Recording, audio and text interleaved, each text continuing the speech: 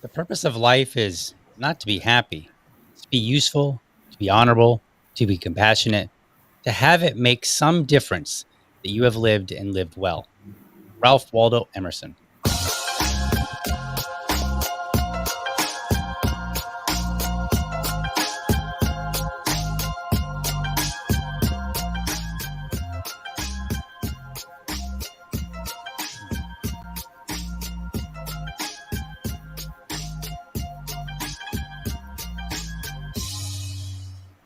All right, good morning and welcome to another episode of the Liberty Dad Podcast, a discussion on politics and culture.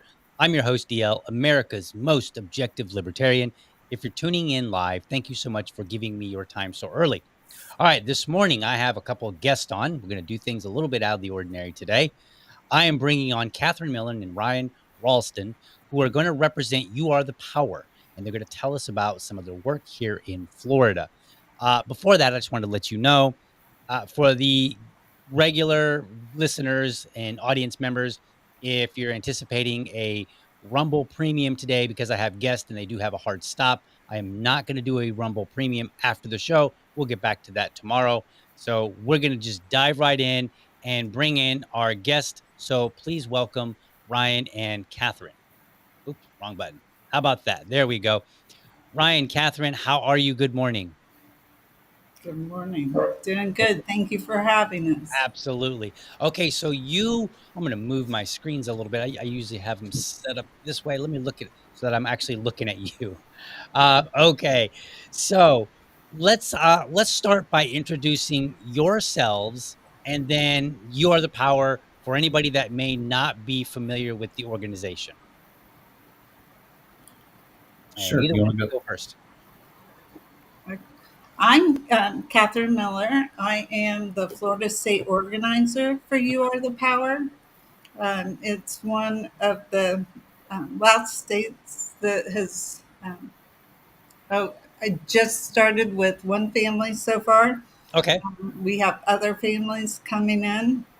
Um, but we are operating and we're a membership based nonprofit organization. Okay. We're working at the grassroots, so we're still trying to develop our infrastructure here in Mhm. Florida, and we're looking for people to volunteer. So I employ everybody to get on youarethepower.net and join today. Okay.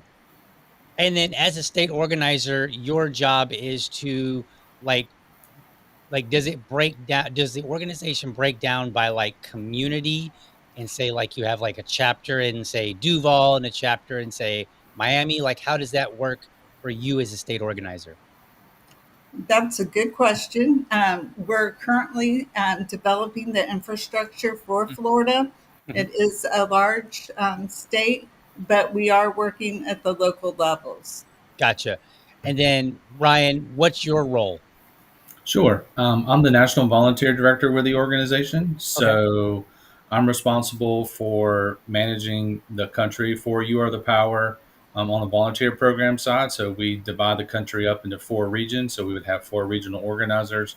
And then we have, obviously, with the 50 states, we'd have 50 state organizers. And then within the state itself, we would have what we call tiger teams, which would be a dedicated core group of individuals who would help a state organizer like Cathi in Florida, maybe five or six different individuals who would work on cause specific work, or they would work on just general casework on behalf of the organization. Gotcha. And so let's back up just a wee bit. You Are the Power, for anybody that's never heard of You Are the Power, what does it do? Like, how would it be a benefit in their community? And either Sure. one, go ahead and answer either one of you. Sure. So, You Are the Power, we're a grassroots, membership based nonprofit. We operate in all 50 states. We help individuals, families, and smaller organizations who have been harmed by government overreach. So, our primary mission is to spread and act on the principle of human respect. Okay. And so, when someone reaches out to the organization for assistance, regardless of where they're located, what we do is we ensure that the request for assistance at a very minimum meet what we call our five cause acceptance criteria. And so if the request for assistance does at a minimum meet those five cause acceptance criteria, and I'll be glad to go over them with you, then we would potentially vet that cause and help anyone on the local level. So we don't get involved in national politics or anything of that nature. So everything that we do is on the local level for the individual that has been harmed by the government that needs our help.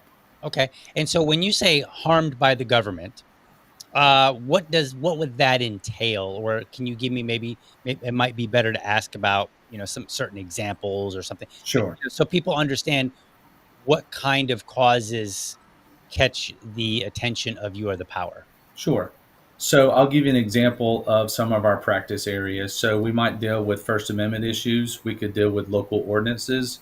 We could deal with police abuse. We could deal with child protective services or family policing. Mhm. So if the government, through either a bad actor or a bad deed, harms an individual on the local level, that's going to open the door for us to get involved. Gotcha. And then, Catherine, you said that Florida is Florida relatively new, or is this like just a new role for you? Or are they expanding? Because you said you were setting up the infrastructure. So, like, is it just a continual work in progress? Because Florida is a fairly good sized state.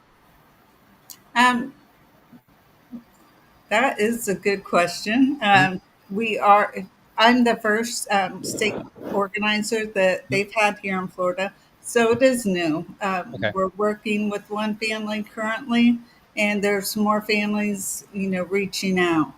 Okay.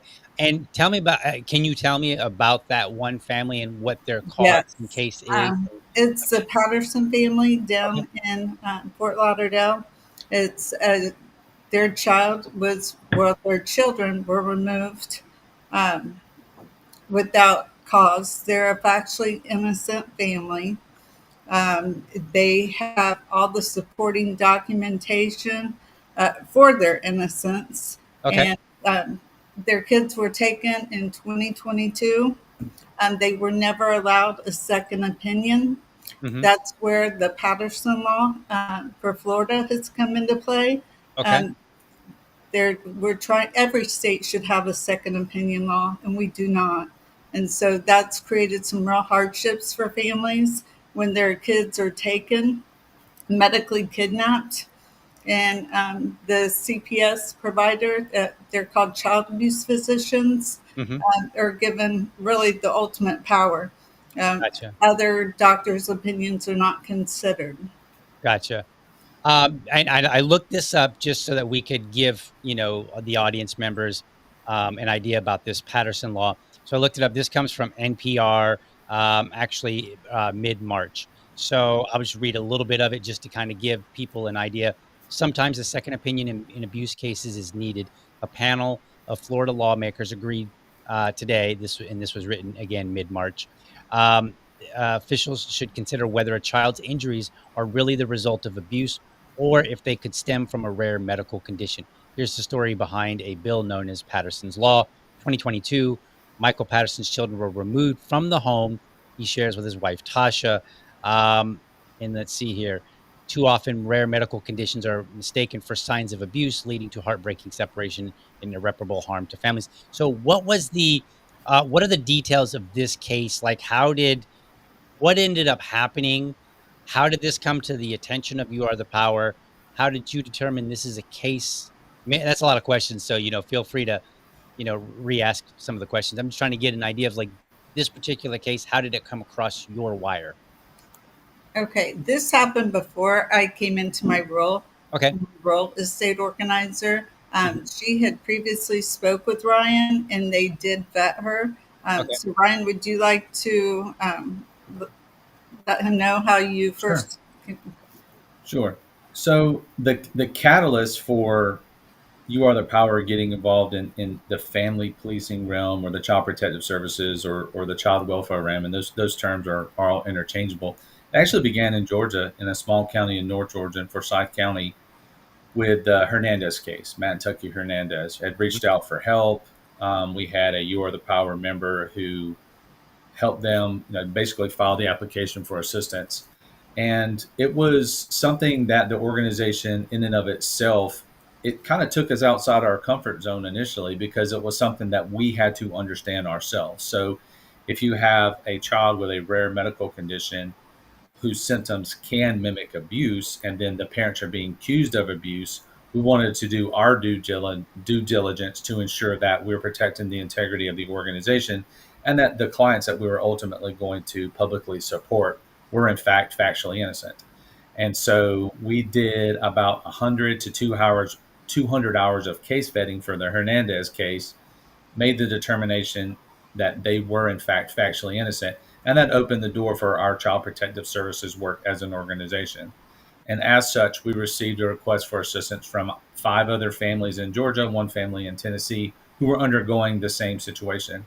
And it was during that process that we became aware of Michael and Tasha Patterson's case in Florida. So last year, I want to say maybe around May or June, Tasha had reached out and asked for assistance. We began the vetting process, vetted Tasha's case, and again made the determination through independent investigative measures that Tasha and her husband were in fact innocent and that no abuse had occurred, that their twins did have an underlying medical condition with symptoms that could mimic abuse.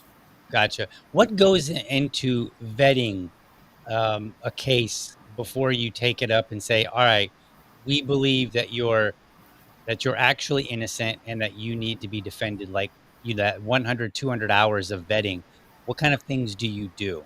Yeah. So initially, when someone reaches out to us, and I probably should kind of go over our cause acceptance criteria because they are very specific, and it really helps us make the determination whether or not we would consider accepting a case. So right off the bat, the very first thing we do is we look at, is it a local issue, right? Is there been an individual? Has there been a family harmed by government overreach? And so because we don't get involved in national political issues, we want everything on the local level. Number two, we want to know that when a requester sends information that they are telling us the truth, right? So through independent investigative measures, can we determine that this particular individual or individuals are in fact factually innocent? Number three, one of the things that is most important to us is we have to have an identified victim, right? So we just can't get out there and say government is bad, follow us. What we want to do is we want to say, look, the government has harmed an individual, a family, or a smaller organization. These are the governmental bad actors who are doing this. This is why we want you to help us. And number four is kind of the secret to our success is that, does it garner empathy? Like you as an individual, could you take a look at the story, read our story, and go, oh my gosh, I cannot believe this is happening. What can I do to get involved to help this family? And then the fifth, and again, equally as important to number four, is what can we do about this? Like, what is the ultimate goal? What is the corrective action that we can ask the government to stop doing, to stop, to end this governmental overreach? And what is the ultimate call to action? And so when someone reaches out to us and their request for assistance meets those 5 acceptance criteria, that's when we're going to get involved in the vetting process. And so the vetting process for us is very thorough. For a child protective services case, it's not uncommon for us to spend 200 to 300 hours vetting a case. That includes document collection. That includes reviewing copies of trial transcripts. It would include filing open records requests or FOIAs to get copies of police reports. It might involve us conducting interviews with the requesters for the assistance. It might require us to conduct interviews with extended family. One of the things that we like to do is we like to go and meet face to face with an individual who's requesting our assistance. So it's the ability for us to establish that rapport with the understanding that we are looking at accepting them as a client. And so if we do accept them, having that personal relationship with them is also beneficial. One of the other things that we do is while we are going through the vetting process, we work with our social media team and start developing a plan of action. A lot of the times the families that we support are facing criminal charges. So we'll work with their defense attorneys and get permission throughout the process to tell their story in a public manner. And then there's also some of the things that we do behind the scenes as well, as we start making preparations to go to court to support the family. We start making preparations for fundraising because these families are oftentimes spending tens of thousands, if not hundreds of $1,000s, to defend themselves. And so we understand that is a financial burden for the families as well. One of the other things that we do, and I'm rather proud of this, is because these cases are emotionally and physically taxing. So you talking about parents in particular, parents involved in child policing or family policing, they have been separated from their children for sometimes years. And so there's an emotional toll that is involved with that as a parent or guardian. So we work with counselors and therapists to provide services either at a pro bono rate or at a reduced rate to help support these families and these children. So that all happens simultaneous while we're going through the vetting process, and that's where it could take up to 200 to 300 hours of, of time to get to the final response would be yes, we're going to accept your case. Gotcha. And what kind of I'm trying to think of how to phrase this correctly, but when you turn down a case, what are some of the reasons that you might turn down a case that are not obvious? So obvious, like if you find that, hey, actually, it looks like you were abusing your kid, that's obviously not going to work. But some of the less obvious ones than that, what are some reasons that you might decline a case? Sure. There are times when people write to us and they are not necessarily forthcoming in their request, right? So there might be some times where we might be 100 hours into something, 50 hours into the vetting process, and we make the determination that the requester wasn't truthful. So that would be a reason why we might turn down the request. Also, we always go back to our 5 cause acceptance criteria, right? So we might be in the middle of vetting something, and we might make the determination that this might not garner enough empathy for us to go national with this case. So in a situation like that, rather than turn the client away, what we like to do is refer them over to some of our partners. Mm-hmm. So we might turn them over, say for instance, to the ACLU. We might turn them over to other organizations who might better be able to serve their needs. Mm-hmm. A lot of the times when people reach out to us, it could be a case where there's a little bit of gray area, right? It's like, well, I think this probably could meet our cause acceptance criteria. However, an organization like the ACLU might be better suited to help deal with a First Amendment issue, especially when we get requests for assistance where you talk about a First Amendment issue as it relates to a government organization potentially violating the First Amendment online by saying someone can't comment on a Facebook post or something like that. So the ACLU has a really outstanding team in place that would help families for free or help an individual for free. So there might be a referral situation that we're looking into from the onset. Gotcha. Okay. And then, so you get these cases. How do people just hear about you from word of mouth, or what? Like, I guess, let's say that I'll put myself in that position. Sure. Let's say that I have a problem, and is it just what comes to your attention, or do I have to specifically reach out, or is it a combination? Like because I would imagine that, you're Catherine, you're the first state organizer in Florida. So presumably there's a lot of people in Florida that have not yet heard about You Are the Power who might actually be going through an issue. So how do they end up finding you, or do you find them? Those kind of things. Like how do we get connected? Social media, we have a combined reach of over 100 million Mm-hmm. on social media. So a lot of causes come in through social media, word of mouth. We've been televised multiple causes. There's been different interviews. There's multiple ways. So it was social media right now and word of mouth. I'd say that those are our 2 biggest. Okay. So you don't necessarily go looking to, you don't read through the news and say, "Oh, hey, this looks like an interesting case. Let's dive into it." You basically wait for them to get to you. At this point, I have. I Okay. don't know, Ryan. Have you guys had any causes that you've sought out after, or? Yeah. So one of the ways that, and Cathi hit the nail on the head. One of the ways that our biggest way that people find out about us is either on social media or word of mouth. Mhm. Now we have been directing a lot of individuals just in general to our website, because you go to our website, youarethepower.net, and on the top of I think it's the right hand top of the website, there's a tab that's like request our help or request assistance. So you could click on that. There's a small form that you complete, and that email comes directly to us. You can email info at You Are the Power. You can email the council at youarethepower.net. you can contact one of our members of the leadership team and say, hey, I think I got a cause that you might be interested in. And another way that we do this as well, and we're in the process of revamping our app. So You Are the Power has an app. So if you download the app, whether it's on an Apple platform or an Android platform, you can reach a state organizer, you can reach a regional organizer, you can reach me via the app, you can reach any one of our core team members, like our executive director, our social media director, etc., and say, I have a cause that I think you guys might be interested in. And also on our social media platforms themselves, we get a lot of requests for assistance to come in via Facebook Messenger. We get tagged in a lot of things online too, and so that triggers us the ability, or it really gets us involved in taking a look at the case. We get tagged in probably, and I might be underestimating this, Dia, we probably get tagged in 20 to 30 potential causes a week. Wow.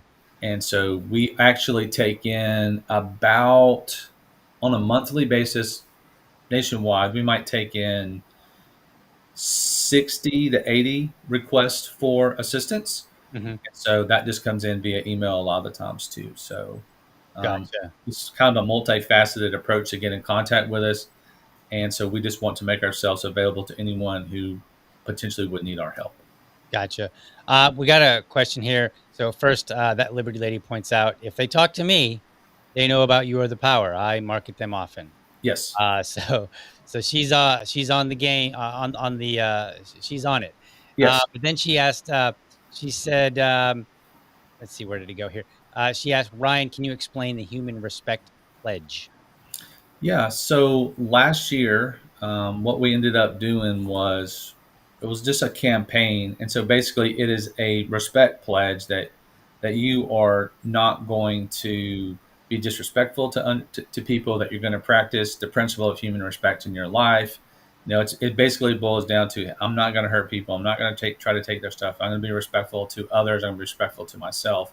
And it's just really a pledge that you make, or a commitment that you make, to practice human respect in your life on a day-to-day basis for yourself and for others. And so it's just a way, as just a friendly reminder about how you can give back to your community. And it's also just a friendly way to remind you that when you're interacting with someone, and especially we find ourselves, because we deal with the government on a day-to-day basis, and they have a very adversarial approach to us in our work. Hmm. So we do not want to lower ourselves to their standards. So we want to elevate the conversation to one of human respect. And so, in a nutshell, that's kind of like what the human respect pledge is all about. Gotcha. Is that something that's on the website? I'm trying to navigate around while while we're doing this. Is that something that people can like go read, or like Yeah, yeah. where So would I find that on the site? it's on youarethepower.net/respect. And it Okay. was part of a campaign that we worked on last year. I want to say it was early to mid last year. Gotcha. Okay. I'm gonna pull that up here. Oh, okay. I see it here. So I'll just read it. It's actually relatively short.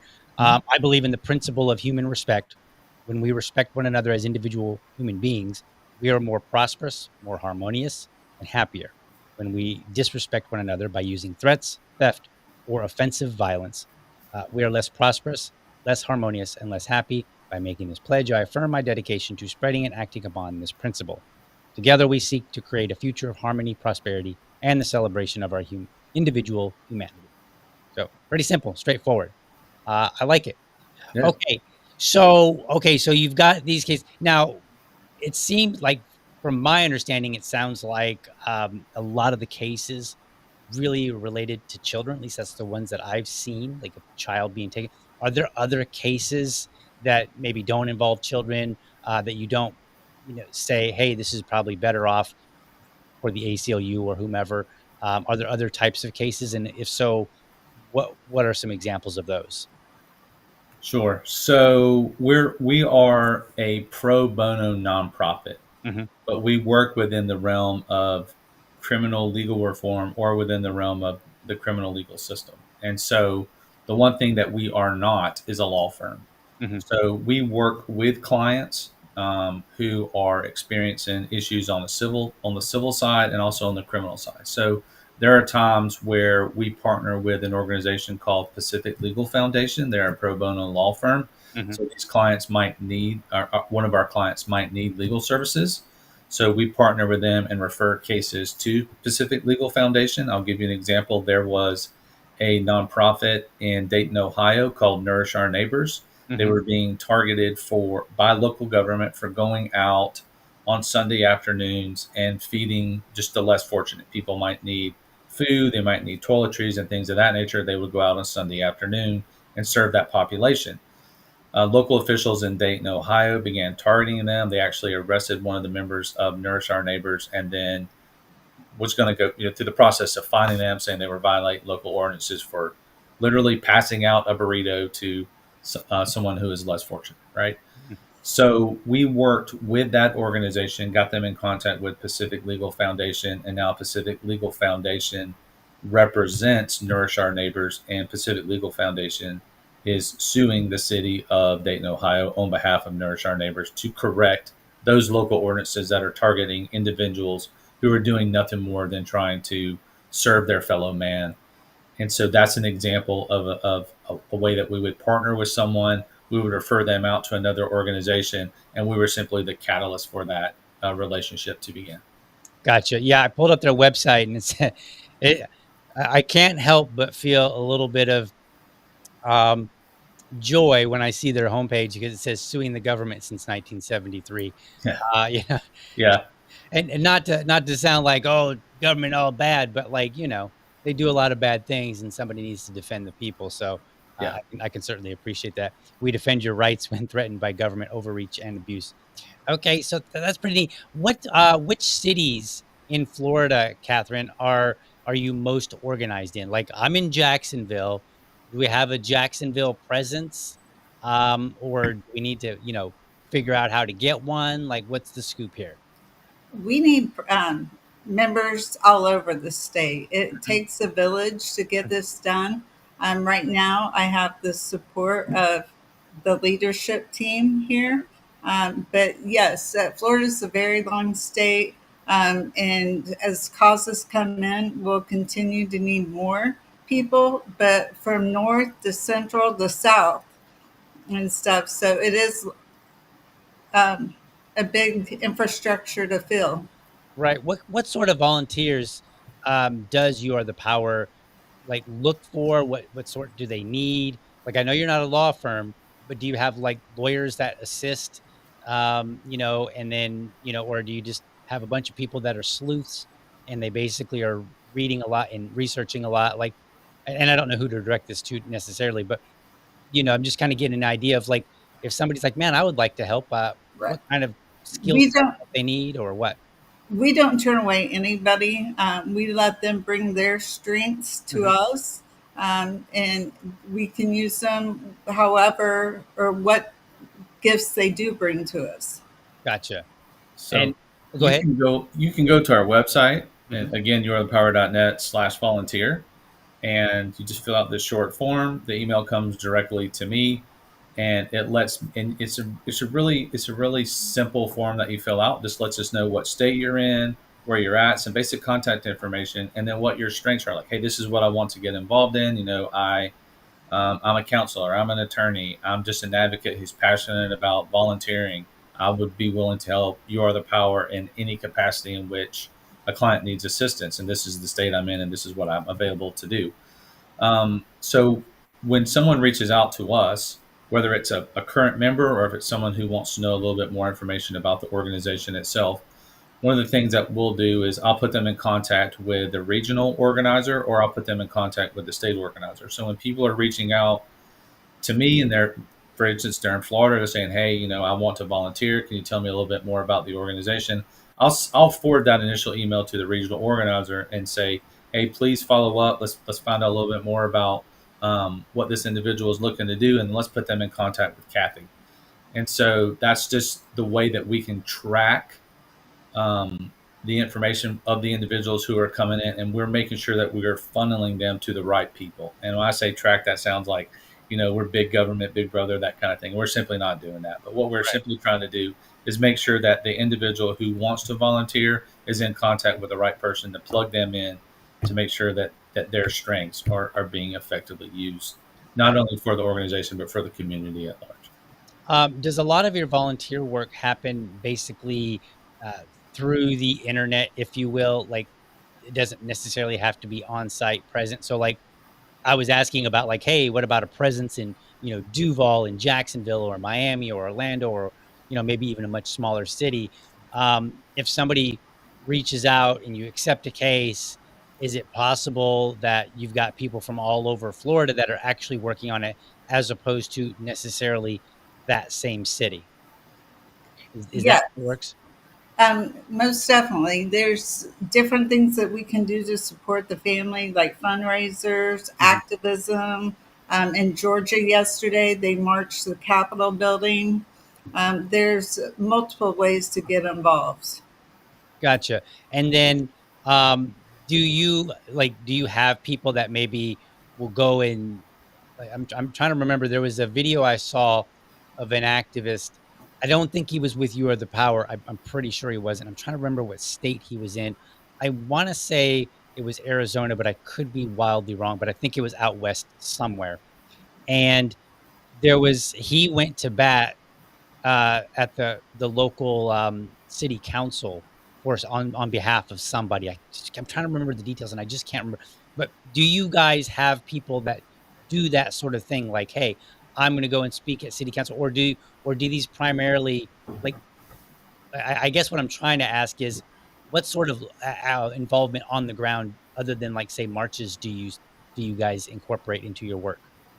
Sure. So we have members in all 50 states. We have over 4,000 members across the country. And so when there is a potential cause or a specific cause that we are championing or supporting, we will send an email out to all the members in a state saying, hey, look, this is what we have going on this date and this time.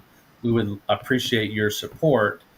Would you like to come out and join a city council meeting? Would you like to participate in a march or a rally? Would you like to come out and court support or support the family that's going to court for a situation? Mm, gotcha. So you'll go to the court And cases so as we well. mobilize our members in that through an email chain. We can do that through the app. Mhm. One of the things that we also do is on social media specifically, and that Liberty lady, just again, she's on top of it. So Right. we have specific Facebook groups in regions across the country, and we can put our information out there as well to help mobilize our members. And so, say for instance, someone reaches out to us and they say, "Hey, look, what I really want is I would appreciate the opportunity for you guys to share my story on social media." So if we accept that cause and we share the story on social media, we always have a call to action associated with anything that we put on our social media, anything that we do for the public. So there is always a call to action. We don't just share a story and say, "Look, this is horrible. This should not be happening." We share a story and say, "This is horrible. This should not be happening, and this is what we want to do about it." And we offer that opportunity for not only our members but for anyone in the public to come out and join us in our effort to raise awareness about governmental overreach. And so that's one of the ways that we've been very successful in closing out some of these cases. And by closing out, what I mean is we have a set goal when a case is open. Say, for instance, it might be we want to have a district attorney drop criminal charges to get someone who's factually innocent. That is our ultimate goal. That is our ultimate Mhm. call to action. And so that is something that we will tailor our messaging around. That is something that we will get our members to rally around. That is something that we will get the general public to rally around. And as a result, we have approximately a 97 to 98% success rate on any cause that we are involved in. Gotcha. And so I'm gonna get to that, because I'm curious about what happens when it's not successful and how you make that determination and where you go from there. But before we get to that, I'm curious, is there pushback, and I presume there is, when you get into a case and maybe you're reaching out to have charges dropped, or maybe you're going to a city council, has there been pushback from the entities that you are pushing back against, like government? Like, have you had anything where government's like, hey, get out, they forbid you to do something or whatever, any kind of pushback? Absolutely. So when one of the most one of the things that we always talk to potential client about is our ultimate goal is to go public with your case. If you're not willing to go public, then we're probably not going to be able to help you. And that's where we might turn it over to another organization who can work behind the scenes. So when we go public with a case, it is the government's natural reaction to take an adversarial approach against us because we are calling them out on their bad deeds. They do not appreciate having light shined on something on corruption. Like they've just been involved in this corruption. The government bad actors have been involved in this corruption a lot of the times for decades. And so they've enjoyed being able to get away with this bad act for such a long period of time. When you come in and shine a light on it, they do not like that. And so they initially fight back. But one of the things that I've seen is because we operate in such a respectful manner, they can't attack us and say, oh, look, your other power is mean and nasty and ugly, and they're doing all these things, and they're just speaking falsehoods or whatever the case may be. Everything that we do is from a respectful perspective, and it's also factual. We are not putting out anything in the public domain that, number one, is not publicly accessible, or number two, is not truthful. And so whenever we go out and whether it's speaking at a city council member, whether we're going out for a rally, whether we are showing up to court to publicly support an individual or a family, it is done from the perspective of restoring human respect. We're always respectful and we're always truthful. One of the things that I have found specifically as it relates to any time we're involved with a case that is going to trial on a criminal level, we are now involved with the voir dire process. I've sat in court and listened to a district attorney ask potential jurors, do you know who you are the power is? Do you contribute to you are the power? Do you share their stories on your social media? Do you like what they are doing? We are now part of the voir dire process in criminal trials. We are now part of the discovery process and criminal trials as well. Our email templates that we share for the public to rally behind a cause, I've looked at discovery on criminal cases now, and those email templates are part of discovery. So we are absolutely positively impacting the way the criminal legal system in America operates based on how we conduct our business. ADAs, district attorneys, prosecutors, whatever you want to call them, they do not know how to combat us. And so they are bringing this to the attention of potential jurors during the voir dire process. And so I saw it firsthand. One of the very first questions at the Thames case in North Georgia was a Child Protective Services case that we're involved in. One of the very first questions that the senior district attorney asked potential jurors were, she went down a list of organizations who have been speaking the truth for years, and one of them, and the very first one out of her mouth was "You are the power." Wow, that's powerful. I think that's pretty exciting in a sense, because that what do they say? If nobody's coming after you, then maybe you're not being effective. Right. People phrase it in different ways and whatnot. So when you have a case that doesn't go your way, you're not successful, what does that look like? How do you conclude that case? Because I imagine you can't just keep it open indefinitely. Right. So what is the process for closing that case and saying, look, I'm sorry, we really tried, and what sort of reasons might you get to that point? Sure. I'll give you an example. When we don't have the success that we initially planned, right? So when we say, all right, our goal is to ultimately have a family reunited, our goal is to have criminal charges dismissed, we always take that as a lesson learned.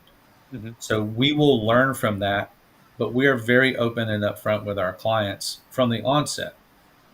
Whenever you're battling a government who is intent on putting an innocent person in a cage, there's always the possibility that you are going to lose. Mm-hmm. So we let the client know about that just up front. Right. And so we set the expectations from the onset. We work with their attorneys and let them know that, just because we go public, just because we support the cause doesn't necessarily mean that we are going to win. Again, we have about a 98% success rate. But there are times where if we are not as successful as what we wish we would be, or based on the conversations that we've had with our clients, we go back to them after the fact and say, these are some lessons learned. These are some things that we um, are now going to take and apply to cases moving forward. Now, some of the times it might be that if we're saying we want criminal charges dismissed against a factually innocent person, and then the client ends up through the advice of their legal counsel, taking a plea or something to that, we don't necessarily consider that a loss. We understand that that is part of the process, that Mhm. sometimes the government's going to try to cut deals with people. Right. And those people have been involved in the criminal legal system for years. And so they might take that deal in order to end their case, or whatever, in their case and in the involvement of the government in their lives. We understand that, we get that, and we respect that. That is a decision that an individual or family is going to have to make with their attorneys. And under no shape or form are we going to question that decision or withdraw our support from that individual or from that family. That is a very personal decision that they have to make. And so that is not necessarily a loss, because there are times where families or individuals have been facing 300 years in prison for a crime they didn't commit. And a district attorney might come up to a family or come up to an attorney who's representing the family and say, hey, we're willing to cut a deal. I know you're originally facing 300 years in prison, but if you just take this negotiated plea, it's a probated sentence. You might only have to go deal with probation for a year or two, and then we're going to close everything out. Well, that might be an enticing option for a family or an individual, and they might take that deal. And so that is something that we have seen. Mhm. Again, we don't necessarily view that as a loss, because if you look at someone who's facing 300 years in prison, we've raised enough public awareness and gotten in contact with the DA enough times where they're just like, "Hey, I just want to shut this down. I just want to get this wrapped up, and you can take a probated sentence." And a lot of times, families might do that. Gotcha. When it comes to winning, would you attribute the high success rate more to the vetting process or more to the way the organization conducts itself? Or would you say it's about 50-50, or how would you kind of split that up? From my perspective, and working with Cathi and working with the other state organizers and regional organizers across the country, is it starts with our 5 cause acceptance criteria. And then as it moves on to the vetting process, that's where we make 100% sure that the cause that we are going to accept and go public with, that the individuals involved are factually innocent. And the second part of that would be the way that our social media team works when they tell the story.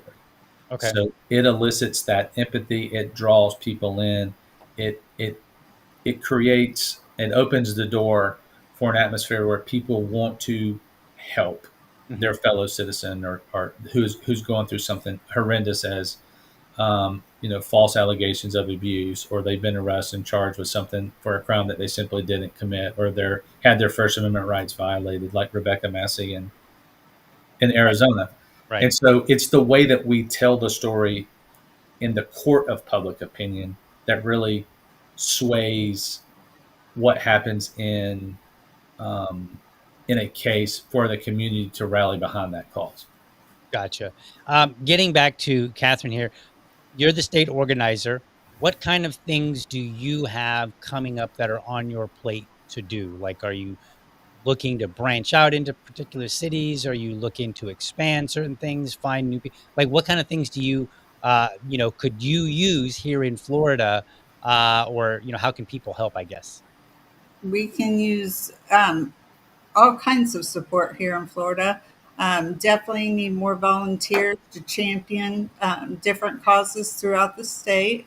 Any type of, like Ryan was saying, if you have a gift of legal, or if you're a counselor Hmm. and willing to do pro bono work, if you're looking to do, reduce fee work, we can use everybody right now.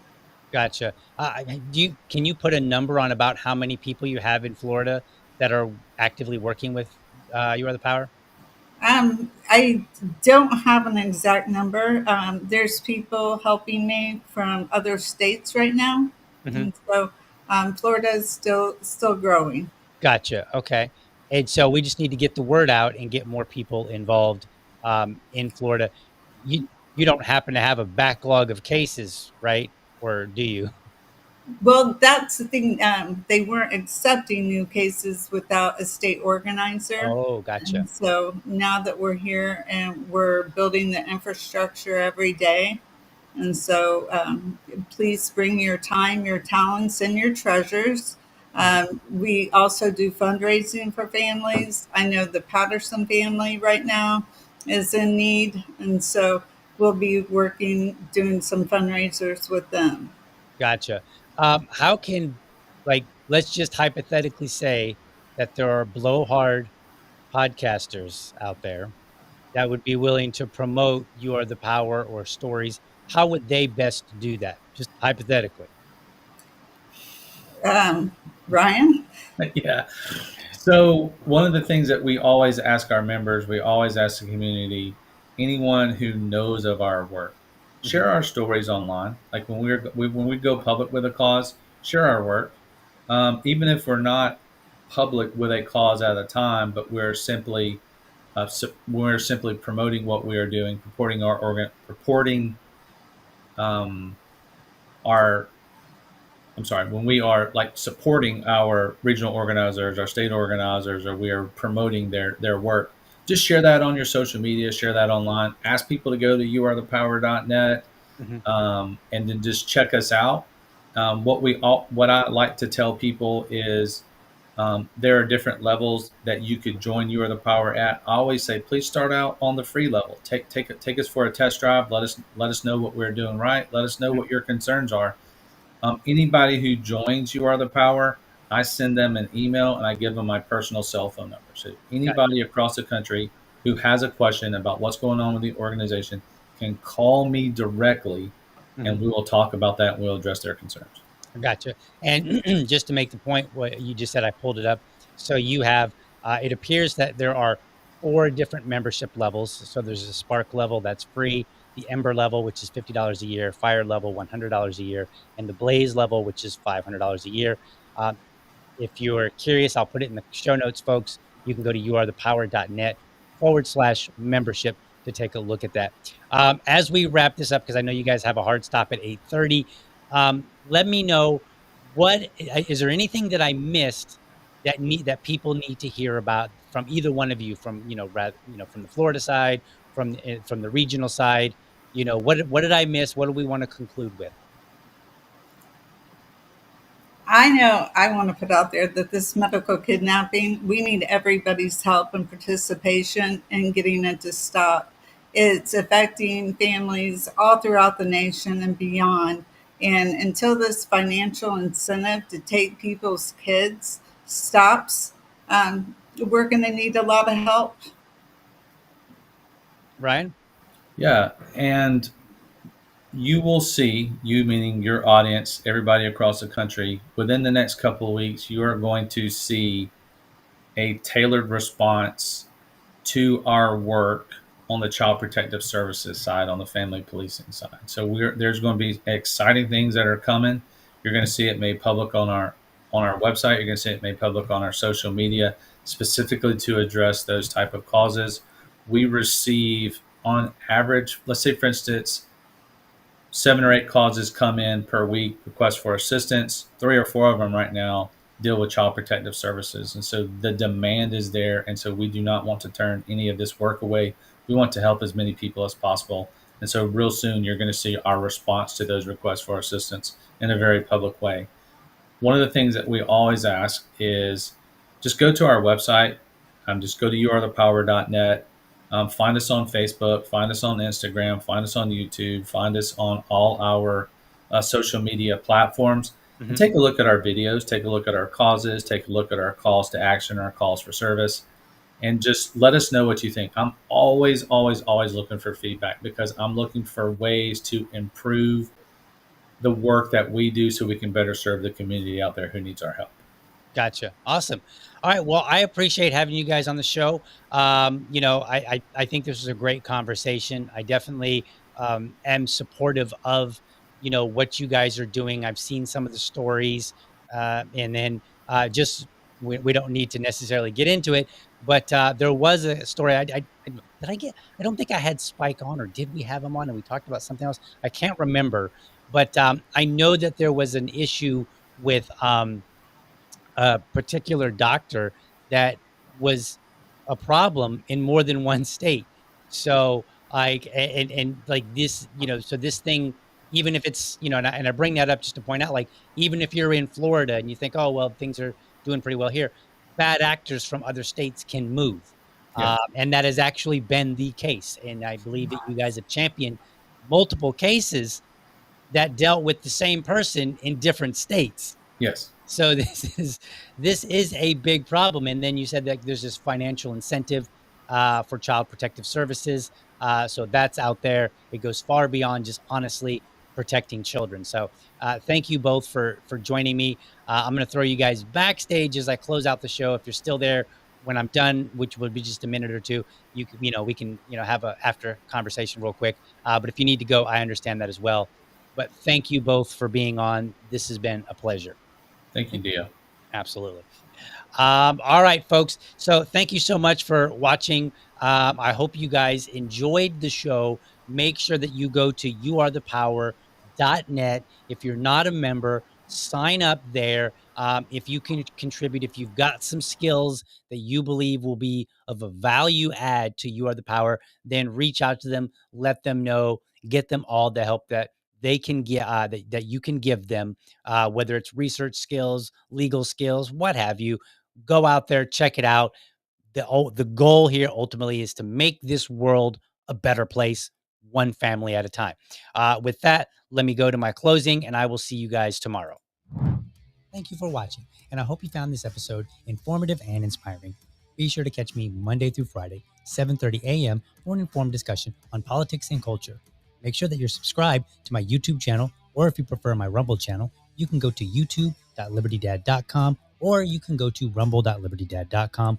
While you are there, let me know how I'm doing by leaving me a comment. You can also become part of the community by heading over to libertydad.locals.com.